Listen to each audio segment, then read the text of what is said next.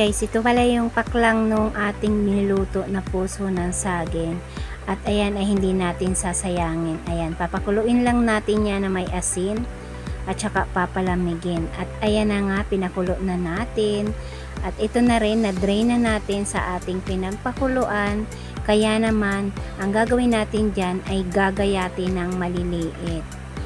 Nahulaan nyo na ba kung anong klaseng gagawin natin dyan sa balat ng puso ng saging? At yan nga ay gagawin nating masarap na merienda at pwede ring pang ulam sa kanin. Ayan. Sino na ba ang nakapag-try ng ganitong luto kung nahuhulaan nyo na? Ang ginawa ko nga dyan, pagka-drain ko ay hinugasan ko, tsaka ko siya ginayat ng maliliit. Naghugas din pala tayo ng kamay dyan bago tayo mag-umpisa maggayat. Syempre, kailangan malinis ang ating mga kamay dahil pagkain yung ating ipiprepare para sa ating mga anak. Ayan. Habang natapos ko nang gayatin ng maliliit ang balat ng puso ng saging, ayan namang bulaklak ang inasikaso ko. Tinanggal ko lang yung matigas na part ng bulaklak dahil hindi ko na siya sinama dahil matigas nga yun. At kung ano nga yung ginawa ko sa balat ng puso ng saging, ay ganyan din ang gagawin ko sa bulaklak. Gagayatin ko rin siya ng mapino para ihahalo natin sa balat ng puso ng saging, yung bulaklak na yan. Sino na ba nakatry gumawa ng ganitong klaseng luto sa gagawin ko? Di kayong mag-comment dyan sa comment section. At ayan nga, habang tayo ay nagagayat ay madali rin naman nating natapos. Kaya magpe-prepare na rin tayo ng sibuyas, bawang. Ayan, pinitpit ko lang yung bawang dyan at saka ginayat ko ng mapipino yung bawang.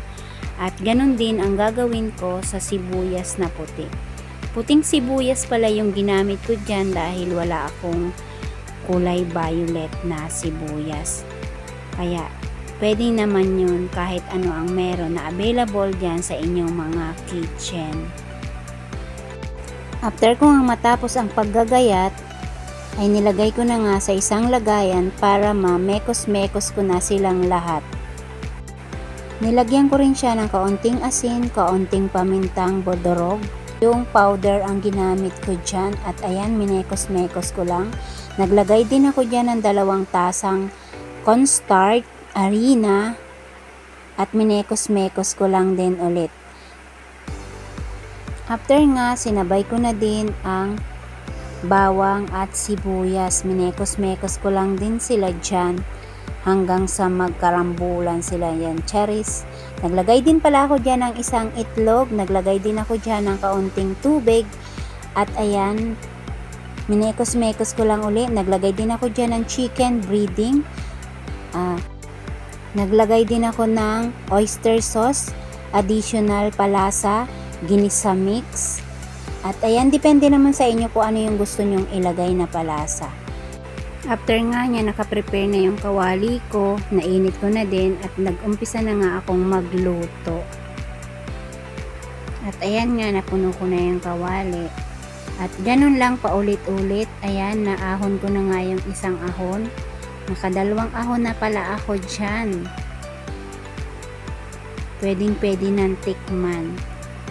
Saktong-sakto nga pala yung lasa niya dyan. At ganun lang, pinaulit-ulit ko lang din ang ginawa. Nag-third batch ako dyan sa kawali hanggang sa tuluyan ko nang maubos yung ating prepare.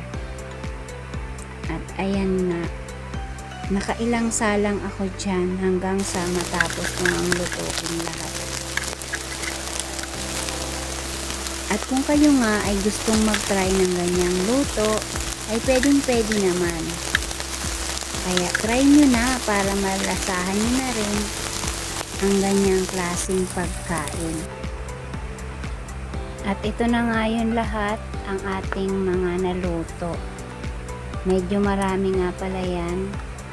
Kaya talaga namang sulit na sulit. nakatipid tayo sa ating pang merienda at pwedeng pang ulam sa kanin. Kaya naman, tara na! Tikman na natin ang ating niluto. At ayan, nagawa tayo dyan ng suka. Unang-una, magpasalamat muna tayo kay Lord dahil sa mga blessing na binigay niya ngayong araw na ito. At ayan nga, sausaw natin sa suka at unang kagat. Yummy! Kaya ano pang hinihintay nyo? Try nyo na din ang ganitong pagkain. Napakasarap niya guys.